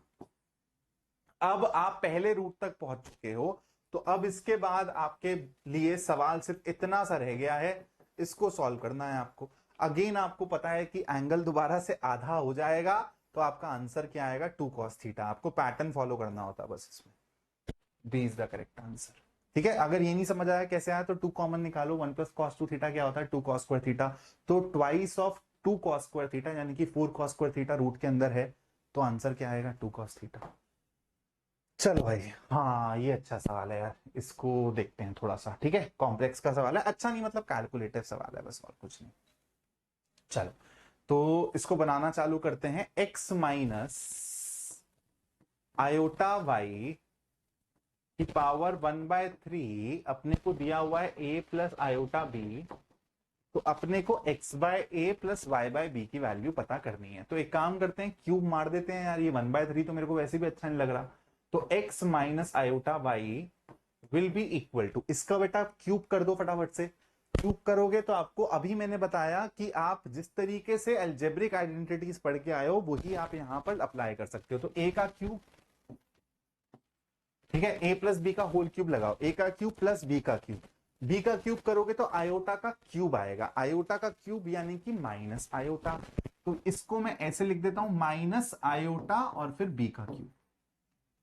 ठीक है, फिर 3a² बी और 3ab² वाली टर्म आती है ना ए प्लस बी क्यूब में, तो 3a² आयोटा बी और फिर 3ab², तो 3a और फिर आयोटा बी का होल स्क्वायर, आयोटा का स्क्वायर -1 हो जाएगा, तो ये -3ab² हो जाएगा।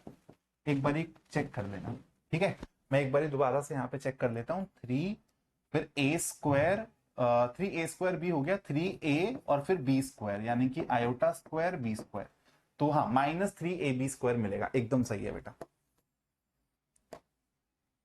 बस थोड़ा सा कैलकुलेशन वगैरह में सतर्क रहना है, वरना गलती हो जाएगी प्लस माइनस की और फिर बेड़ा गर्क हो जाएगा। तो बेटा रियल को रियल के साथ कर दो, तो x माइनस आयोटा वाई आपको दिया हुआ है a³ -3ab², और यहां पर अपना अगर आयोटा अपन लोग कॉमन ले लेते हैं, माइनस आयोटा अगर कॉमन ले लेते हैं, तो मेरे को क्या मिलेगा, b³ और फिर -3a²b। कोई शक? चेक कर ले एक बार दोबारा से, a³ -3ab² और माइनस आयोटा कॉमन ले लिया, b³ एकदम सही बात है सर, कैसे गलती हो सकती है अपन से यार, हो ही नहीं सकती। तो बस रियल को रियल से कंपेयर कर दो, x इज इक्वल टू अगर वो है और a से मैं डिवाइड कर दू दोनों साइड पे, तो x बाय a क्या आ रहा है, a² -3b², और ये बेटा देखो माइनस आयोटा, तो y को इससे कंपेयर कर दो ब्रैकेट से सीधा सीधा, तो y डिवाइडेड बाय b कर दो क्योंकि b कॉमन है, y डिवाइडेड बाय b करोगे तो आपको मिलेगा b² -3a², और आपको यही तो बताना था इन दोनों का सम, तो इनको अगर आप ऐड करोगे तो a² -3a² और फिर -3b², तो आंसर तो 2 आ रहा है क्या, एक बार रुको, x ये हो गया और y मेरा हो गया ये, है ना, तो x बाय a हो गया मेरा a² -3b², और y बाय b हो गया मेरा b² -3a²। हाँ ठीक है, प्लस ही है ना, x बाय a, हाँ प्लस ही है, तो अब ऐड कर दोगे तो a² -3a², ये हो जाएगा मेरे पास -2a²। यार आंसर मैच नहीं कर रहा क्या, मेरे को लग रहा है -3b² -2b², तो सी ऑप्शन नहीं बैठ रहा क्योंकि माइनस साइन आ रहा है, कहीं पे कैलकुलेशन एरर हुआ है मेरे को लग रहा है, क्योंकि क्वेश्चन तो शायद गलत नहीं होगा, एक बार ही चेक कर लेते हैं फिर से, साइन वाइन का कहीं पर तो बेटा गड़बड़ हुआ है। तो y a³ minus iota b³ बिल्कुल सही बात है, आयोटा क्यूब को अपन ने माइनस आयोटा लिख दिया, 3a² b यानी कि 3a² आयोटा b बिल्कुल सही है, और फिर 3ab² ये तो मैंने चेक कर ही लिया था, -3ab² आएगा। ठीक है, तो a³ -3ab² हो गया अपना, बिल्कुल सही बात है, हाँ जी बिल्कुल सही बात है, और फिर अपना ये हो गया आयोटा अगर मैंने कॉमन लिया तो b³ -3a²b, तो x बाय a हो गया a² -3b², और y बाय b हो गया मेरा b² -3a², और अब इन दोनों को ऐड ही करना था, तो a और यहां पर 1 -3 -2, बेटा सही है यार, सवाल में कुछ ना कुछ गड़बड़ है, यहाँ पे माइनस होना चाहिए। ठीक है, अप्रोच समझ लो, ऑप्शंस थोड़े से यहाँ पे गड़बड़ आ गए हैं, ठीक है, लेकिन सारी की सारी चीजें ठीक है, मैंने डबल चेक कर लिया है कैलकुलेशन को भी, देयर इज नो एरर। चलो भाई डोमेन निकाल दो, आसान से सवाल से चालू कर रहे हैं, x² + 3x + 5 upon x² -5x + 4, ऊपर वाले से कोई दिक्कत नहीं है, नीचे वाला देख लो, जीरो नहीं बनना चाहिए, रैशनल फंक्शन में यही होता है डोमेन के लिए कि नीचे वाले को देख लो, जीरो नहीं बनना चाहिए, तो नीचे वाला अगर आप फैक्टराइज करते हो, मैं डायरेक्टली लिख रहा हूं, ठीक है, टाइम बचेगा, x - 4 x - 1, ऊपर वाले से तो कोई दिक्कत ही नहीं है अपने को, तो बेटा 4 और 1 नहीं डाल सकते आप, इसके अलावा आप कुछ भी यहां पर, तो real numbers minus these two 1 and 4, that is your answer, this is your domain. Find the domain and range of the function, तो रूट फंक्शन है, रूट फंक्शन के हिसाब से आपको पता है कि यार डोमेन के लिए क्या करेंगे, डोमेन के लिए x की ऐसी वैल्यू चूज करनी पड़ेगी कि ये जो रूट के अंदर वाली चीज है ये नेगेटिव नहीं जानी चाहिए दोस्त, ठीक है, तो डोमेन के लिए हम लोग क्या करेंगे, 16 minus X square should be greater than equal to 0। तो अब आपको पता है, अब अगर आपको थोड़ा सा लीनियर इनइक्वालिटी सॉल्व करनी आती है, वेवी कर्व वगैरह सीखा है तो आप कर सकते हो, नहीं तो आप इसमें लॉजिक भी लगा सकते हो। मैं लॉजिकली करा देता हूं कि x की वैल्यू 4 से बड़ी रखोगे तो 16 माइनस 16 से बड़ी वैल्यू आएगी, और x की वैल्यू -4 से कुछ आप ऐसे -5 टाइप का रखोगे, -4 से पहला रखोगे तो देखो -4 4, इससे ऊपर वाली वैल्यूज रखोगे तो गड़बड़ाओगे, इससे नीचे वाली वैल्यूज रखोगे तो भी गड़बड़ाओगे। तो -4 से 4 के बीच में ही वैल्यूज रख सकते हो तो आपका डोमेन हो जाएगा, और -4 और 4 दोनों रख सकते हो, 0 बन सकता है। अगर यही डिनोमिनेटर में होता तो इक्वल टू वाला साइन नहीं लगा पाते फिर, ठीक है। तो यहां पर -4 से 4 हो जाएगा आपका, ठीक है भाई। और अच्छा, रेंज भी निकालनी है, अभी काम हुआ थोड़ी ना है। तो रेंज तो बेटा यहां पर दोबारा से सिंपल लॉजिक को फॉलो करके ही पता चल जाएगा कि ऑब्वियस सी बात है, रूट फंक्शन है तो पॉजिटिव ही रहेगा, तो 0 हो सकता है, ठीक है। और देखो अब 16 माइनस एक्स स्क्वायर, क्या ये कभी भी 16 से बड़ा हो सकता है? एक्स स्क्वायर तो हमेशा पॉजिटिव टर्म रहेगी, तो 16 ही इसकी मैक्सिमम वैल्यू हो सकती है जब एक्स 0 रहेगा। तो रूट 16 मतलब 4, ये आपका आंसर है। रेंज आ गया 0 to 4। एक और सवाल आप लोगों के सामने है, तो आपको डोमेन बताना है 1/√x प्लस मॉड एक्स का। तो देखो यार, अब दोबारा से सोचो कि मॉड एक्स के बारे में आपको पता ही है कि ये x के बराबर होगा, -x के बराबर होगा। ये कब होगा? जब ग्रेटर देन इक्वल टू 0 है। ये कब होगा? x लेस देन 0 है। तो जब भी आप यहां पर सोचो कि x आपने नेगेटिव कुछ वैल्यू ले ली, -2 टाइप की ले ली, तो -2 और ये तो बेटा +2 होगा, तो ये 0 हो जाएगा। और डिनोमिनेटर में क्या अलाउड है? नहीं। 0 रखोगे तो भी गड़बड़ाओगे, 0 + 0 रूट के अंदर 0 आएगा जो कि डिनोमिनेटर के अंदर है। पॉजिटिव वैल्यू रख के देखो, 2 और 2, कोई दिक्कत नहीं हो रही है। तो बेटा नेगेटिव वैल्यूज नहीं रख सकते हो, तो आप यहां पर बोल सकते हो कि यार 0 और नेगेटिव वैल्यूज नहीं रख सकते डोमेन, या फिर आप क्लियरली ऐसे लिख दो, domain will be equal to 0 से इंफिनिटी। आप कुछ भी रख सकते हो लेकिन 0 इंक्लूड नहीं कर सकते, ठीक है। Positive real numbers. Find domain and range of the function. तो ऐसे ट्रिग्नोमेट्रिक फंक्शंस की डोमेन या रेंज कैसे हम लोग निकालते हैं? हम ट्रिग्नोमेट्री की डोमेन और रेंज का यूज करते हैं, जो हम सेकंड चैप्टर में पढ़कर आए हुए हैं, ठीक है। सेकंड नहीं, थर्ड चैप्टर में पढ़कर आए हुए हैं। तो हम लोगों ने सबसे पहले sin3x से चालू किया कि sin3x तो बेटा -1 से 1 के बीच में ही रहेगा, इसके अलावा कहीं जा ही नहीं सकता। -1 से 1 के बीच में ही ऑसिलेट मारता रहता है ये, ठीक है। तो sin3x भी इसी के बीच में रहेगा। अब sin3x के आगे नेगेटिव साइन है, तो जो जो चीज आपको दिख रही है ना, वो आपको बनाना रहता है यहाँ पे। तो बेटा अगर मैं नेगेटिव से मल्टीप्लाई करूंगा तो आपको पता है साइन ऑफ इनइक्वालिटी चेंज हो जाएगी मेरी, लेकिन यहां पर बेटा बात सेम ही रहेगी, ठीक है। क्योंकि यहां पर -1 और यहां पर 1 कर दोगे, इनइक्वालिटी चेंज करोगे तो ऑटोमेटिकली सेम ही चीज आपको मिलने वाली है। अब ये 2 है एडिशन में, प्लस में, तो बेटा एक 2 इसमें ऐड कर दो, तो 2 माइनस sin3x, ये आप हर जगह कर दो, तो यहां पर 3 बन जाएगा, यहां पे -1 + 2 क्या हो जाएगा? 1 हो जाएगा। तो आपका डिनोमिनेटर 1 से 3 के बीच में रह रहा है, तो ये पूरा का पूरा फंक्शन 1 अपॉन डिनोमिनेटर कैसे रहेगा? तो बेटा 1/2 माइनस sin3x, हर जगह पे इनइक्वालिटी की हर साइड पे बस उल्टा कर दो, तो ये हो जाएगा 1 और ये हो जाएगा 1/3। लेकिन ध्यान रखना 1/3 1 से छोटा है, तो आपको ये वाली चीज यहां रखनी पड़ेगी और ये वाली चीज यहां रखनी पड़ेगी।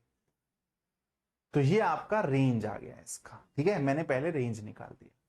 डोमेन के लिए क्या करना पड़ेगा? चेक करना पड़ेगा कि ये डिनोमिनेटर कहीं गड़बड़ा तो नहीं रहा है, लेकिन sin3x की वैल्यू कभी 2 तक जा ही नहीं सकती, तो 2 माइनस, तो बेटा ये कभी भी 0 नहीं हो सकता। तो डोमेन तो आपका क्या हो गया? All set of real numbers, all real numbers. और रेंज आपकी हो गई 1/3 से लेके 1। ये वाला सवाल आप खुद करेंगे, ठीक है। जैसे मॉड वाला सवाल के बारे में सोचा था, खुद सोचना, ग्रेटेस्ट इंटीजर फंक्शन है ये। बढ़ते हैं थोड़ा सा और आगे। Find the value of, simple से सवाल है बेटा, हायर एंगल्स के लिए वैल्यूज कैसे निकालते हैं? तो आप हॉरिजॉन्टल या फिर वर्टिकल के हिसाब से सोचते हो, रेफरेंस के हिसाब से। ये सारे कॉन्सेप्ट मैंने वन शॉट्स में सिखाए हुए हैं, वन शॉट्स आपको देखने नहीं है क्योंकि मेरे को पता चल जाता है भाई व्यूज से। तो वन शॉट देख लो यार जाके चैनल पर, ऑलरेडी बेटा 5 वन शॉट जल रखे हैं, अगले चैप्टर से भी वन शॉट जल्दी डलने चालू होंगे। छठा सातवां ऐसे पूरा सिलेबस कवर कर देंगे यार, बस तुम रेगुलर रहो। तो इसको मैं लिख देता हूं साइन ऑफ 25 पाई बाय 3 को क्या मैं ऐसे लिख सकता हूं, sine of 24 plus pi upon 3। 24 यहां पर एक चीज हो गई, पाई भी तो आएगा, ठीक है।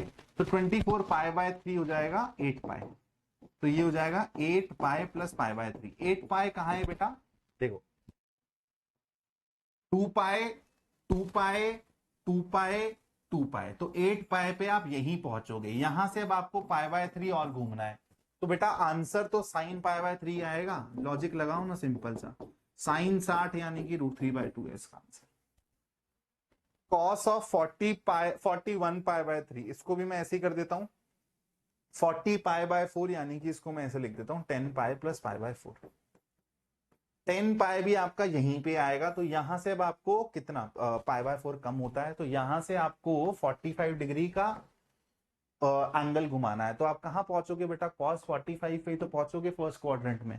तो इसका आंसर क्या आएगा, cos 45 यानी कि 1/√2। सवाल रटने की जरूरत ही नहीं है बेटा, लॉजिकली चलो। हाँ जी, अब ये भी बड़ा सिंपल सा सवाल है।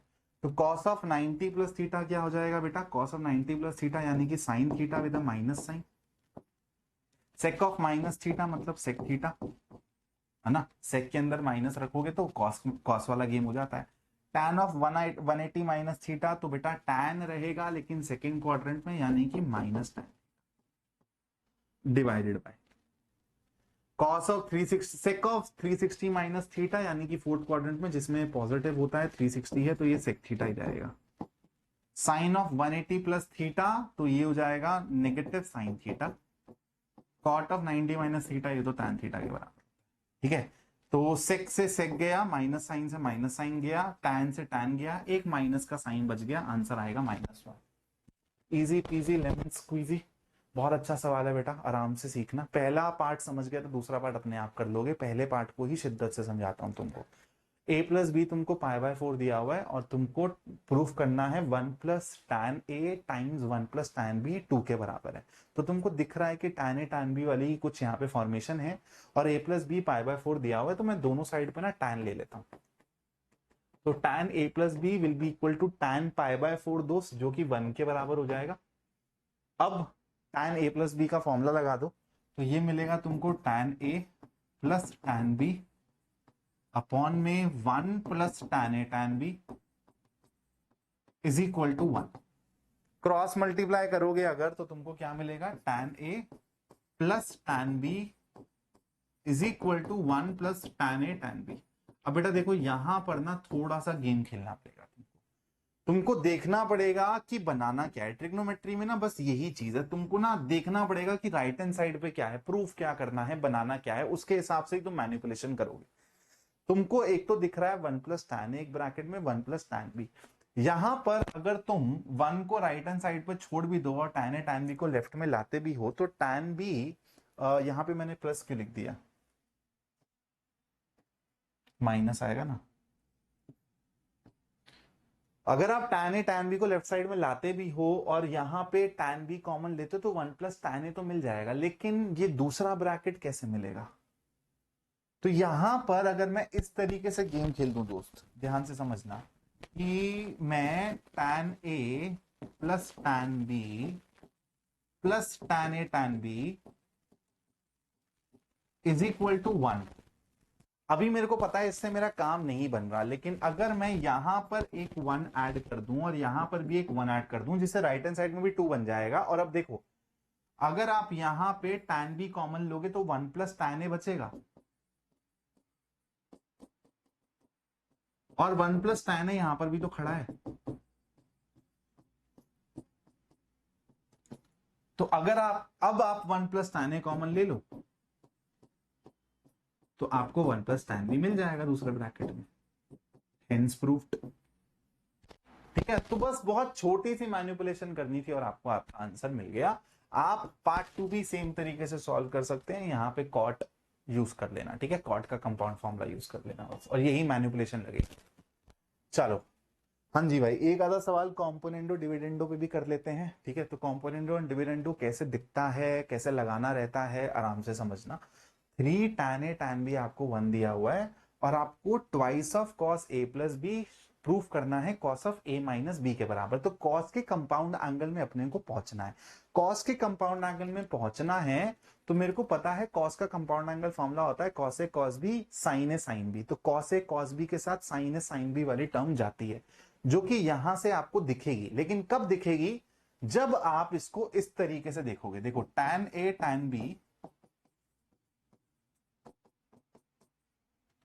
और आपको पता है अगर आपको a plus B cos of a plus B cos of a minus B चाहिए तो ये cos A cos B sine A sine B के बीच में प्लस और माइनस चाहिए। तो यहां से आपको स्ट्राइक करेगा कि कंपाउंड, यहां पर कॉम्पोनेंट डिविडेंडो लगेगा।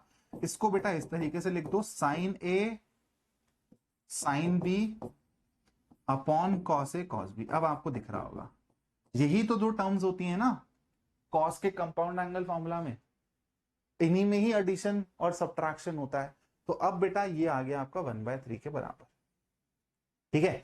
अब एक काम करते हैं, कॉस के कंपाउंड एंगल फॉर्मूला में चाहे a प्लस बी हो चाहे माइनस बी हो, स्टार्टिंग में तो कॉस ए कॉस बी होता है। तो इसको उल्टा कर देते हैं थोड़ा सा बेटर विजुअलाइज करने के लिए।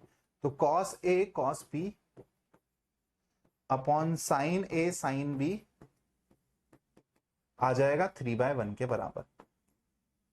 अब बेटा हम लोग यहाँ पे कॉम्पोनेंडो डिविडेंडो लगाएंगे। देखो, कॉम्पोनेंडो डिविडेंडो क्या कहता है कि अगर x बाय वाई कुछ आपका मान लो a बाय बी के बराबर है, तो आप इसमें क्या कर सकते हो, numerator plus denominator upon numerator minus denominator, यही चीज राइट हैंड साइड में भी कर दो, a plus B upon a minus B. तो अब यही तो मेरे को चाहिए बेटा, क्योंकि मेरे को कॉस के कंपाउंड में पहुंचना है। तो cos A cos B plus sine A sine B upon में cos A cos B minus sine A sine B, this should be equal to, right hand side में भी सेम गेम खेलोगे, 3+1 upon 3-1 यानी कि 4/2 विच इज इक्वल टू 2। और अब देखो, numerator में क्या है, कुछ नहीं है, cos of a minus B है, और डिनोमिनेटर में क्या है, cos of a plus B है, और राइट हैंड साइड में 2 है। जो चाहिए था वो मिल गया, hence proved twice of cos a plus B is equal to cos of a minus B. एक और सवाल है आप लोगों के सामने। यार, क्वाड्रेटिक इक्वेशन के मैंने सवाल डाले नहीं है क्योंकि उसमें कुछ है ही नहीं यार, उसमें सिर्फ आपको नॉर्मली आयोटा की फॉर्म में अपने रूट्स लिखने होते हैं, इमेजिनरी रूट्स लिखने होते हैं, है ना। तो क्वाड्रेटिक के अगर कुछ अच्छे सवाल करने हैं तो यार वन शॉट देख लेना।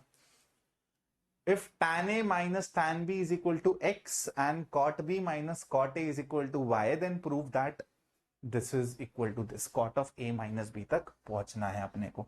तो ठीक है यार, tan a minus tan b अगर x है तो यहां पर सबसे पहले तो मेरे को यही दिख रहा है कि मैं इसको ऐसे लिख सकता हूं, 1/tan b minus 1/tan a is equal to y। आप इसको सिंप्लीफाई करोगे तो tan a minus tan b, numerator में x आ जाएगा अपॉन में y, ठीक है। इसको यहां ले गया, ये हो जाएगा tan a tan b। और मेरे को cot of a minus B पता करना है, यानी कि मेरे को 1/tan of a minus B तो पता करना है। 1/tan of a minus B अगर मैं देखूं तो बेटा मेरा नीचे आ जाएगा tan a minus tan b, और न्यूमरेटर में चला जाएगा 1+tan a tan b। Sir cot का क्यों नहीं लगाया फॉर्मूला? क्योंकि सब कुछ tan में दिया हुआ है दोस्तों, कॉट क्यों लगाऊंगा मैं? तो ये हो जाएगा 1+tan a tan b आप निकाल चुके हो, x by Y, tan a minus tan b आपको दिया हुआ है x के बराबर। तो आपका आंसर आ गया ना सीधा सीधा। इसको जब सिंप्लीफाई करोगे तो 1/x plus 1/y, hence proved. ठीक है, आसान था ये तो, सिंप्लीफाई करना था, वैल्यूज पुट करनी थी बस। हाँ जी, अ वेरी इंपॉर्टेंट क्वेश्चन, आराम से समझना कैसे करेंगे। 4 cos 12 फिर cos 48 है, फिर cos 72 है, इसको cos 36 के बराबर प्रूव करना है। तो यहां पर बेटा अपना फॉर्मूला लगेगा 2 cos a cos b वाला। ठीक है, फॉर्मूला फटाफट से दिमाग में रिवाइज कर लो इतने। तो 2 cos a cos b वाला फॉर्मूला लगेगा। तो एक काम करते हैं, इसको ना ऐसे लिख देते हैं अपन लोग, 2 और फिर यहां पे लिखते हैं 2 कॉस 12, कॉस 48 और फिर कॉस 72। तो इसके ऊपर 2 कॉस ए कॉस बी लगा, ठीक है, तो ट्वाइस ऑफ। अब 2 कॉस ए कॉस बी का फॉर्मूला क्या होता है, ये होता है cos of A plus B plus cos of A minus B, है ना। Cos of A plus B से आप लोगों को cos A cos B minus sine A sine B मिल जाएगा, और यहां से cos A cos B plus sine A sine B मिलेगा, दोनों को ऐड करोगे तो twice of cos A cos B तो मिलेगा। ऐसे ही ट्रिक्स मैंने आप लोगों को वो 10 मिनट की वीडियो में बता रखी है, रटने की जरूरत नहीं पड़ेगी, मानो मेरी बात। तो ये हो जाएगा बेटा आपका कॉस 60, और फिर हो जाएगा आपका कॉस माइनस 36 हो जाएगा, लेकिन माइनस 36 को मैं 36 लिख दूंगा, cos of minus theta cos theta होता है, किसी को कोई शक, ठीक है। और फिर आएगा अपने पास बाहर कॉस 72, कॉस 60 साइन 30 यानी कि 1/2 के बराबर होता है, तो ये हो जाएगा 2 1/2 plus cos 36 multiplied by cos 72। चलो इसके आगे क्या करते हैं बेटा, ब्रैकेट खोल दें, है ना। तो इसको ब्रैकेट को ओपन कर देते हैं अब अपन लोग, तो ये हो जाएगा 2 और फिर cos 2 इंटू 1/2 यानी कि 1 आ जाएगा cos 72 के साथ, और फिर 2 cos 36 cos 72। दोबारा से बेटा 2 cos a cos b लगा दो, तो 2 cos a cos b लगाओगे तो ये हो जाएगा cos 72 plus cos of a plus b यानी कि 108 plus cos of a minus b यानी कि cos ऑफ माइनस 36 जो कि cos 36 हो जाएगा।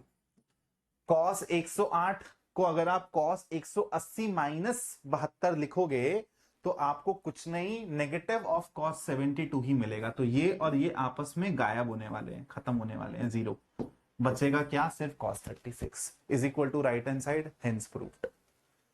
बेटा ये वाला सवाल आप लोगों को होमवर्क में करना है, ठीक है, ये लास्ट सवाल है। और मेरे को लगता है कि हाँ सारे सवाल मैंने कर लिए।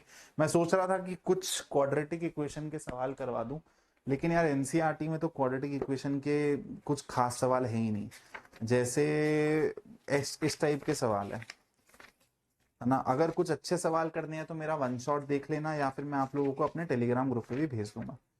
जैसे सवाल कैसे हैं दोस्त, सवाल है ऐसे कि इसको सॉल्व कर दो, अरे अच्छा खत्म हो गया क्या ये, तो यहाँ पे लिख लेते हैं कि इसको सॉल्व कर दो, √5x² प्लस x प्लस √5, ठीक है। तो आप लोग क्या करोगे बेटा, यहां पर आप क्वाड्रेटिक फॉर्मूला लगा दोगे, -b plus minus b plus minus √b² minus 4ac/2a, और इसको आयोटा की फॉर्म में लिख देते हो, बस यही तो करते हो और क्या करते हो, है ना। और यहाँ पे डिस्क्रिमिनेंट चेक करोगे तो नेगेटिव मिलेगा, ये सब आप 10th में सीख कर आए हुए हो। तो क्वाड्रेटिक में इतना कुछ खास है नहीं एनसीईआरटी के हिसाब से, लेकिन फिर भी मैंने वन शॉट्स में आपके लिए थोड़ा सा ज्यादा कवर किया है, आप वन शॉट्स के थ्रू क्वाड्रेटिक के थोड़े से अलग सवाल कर सकते हो। तो यहाँ पर इस वीडियो को एंड करते हैं। कमेंट्स में आप लोग बताना कि कोर्स की रिक्वायरमेंट है क्या, और आपको ऐसा अगर 5th 6th 7th 8th chapter के लिए भी चाहिए तो मैं वो भी आप लोगों के लिए वीडियो बना सकता हूँ। चैनल को सब्सक्राइब करके रखना, 11th की मैथ्स की जिम्मेदारी मेरी है। ये मत सोचना कि सर 12th को पढ़ाते रहते हैं दूसरे चैनल पर, 11th पे नहीं पढ़ाते हैं, नहीं, तुमको रेगुलरली पढ़ाऊंगा। तुम्हारी क्वांटिटी शायद वीडियोस की कम रहे, लेकिन बेटा क्वालिटी तुमको एकदम सुप्रीम मिलेगी इस चैनल पर। तो आप चाहे साइंस स्ट्रीम के स्टूडेंट हो, कॉमर्स स्ट्रीम के, आर्ट्स स्ट्रीम के, अगर आपने मैथ्स ले रखी है 11th में 12th में, आपको मैथ्स अगर अच्छे से कवर करनी है तो आप इस चैनल पर बने रहना, क्योंकि बेटा 11th में अच्छे से बेसिक्स डेवलप करेंगे तो 12th में भी फिर दिक्कत नहीं होगी, बोर्ड एग्जाम्स वगैरह में अच्छा परफॉर्म कर पाएंगे। Thank you so much for watching this video. जय हिंद दोस्तों।